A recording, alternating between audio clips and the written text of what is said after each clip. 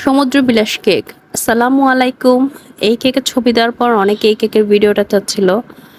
তো আমি যেহেতু কিছুদিন যাবৎ অনেক অসুস্থ, ঠান্ডা লেগে গেছে আমার, এই কারণে কোনো কাজই ঠিক মতো করতে পারছি না। তারপর ভাবলাম আজকে ভিডিওটা এডিটিং করে একটু পোস্ট করি। প্রথমে কেকটা আমি 8 ইঞ্চি মোল্ডে বেক করেছিলাম। এটা একটা 2 পাউন্ড ভ্যানিলা কেক ছিল। তারপরে আমি কেকটাকে সাদা ক্রিম দিয়ে কভার করার পরে নীল কালার দিয়ে দিয়েছি, যেহেতু সমুদ্র বিলাস কেক হবে, সমুদ্র মানেই নীল। তো নীলটা দিয়ে আমি চারদিকে কভার করার পরে আমি সমুদ্রের যে সাদা ঢেউ সেটা হিসাবে সাদা ক্রিম ইউজ করছি আমি এখানে।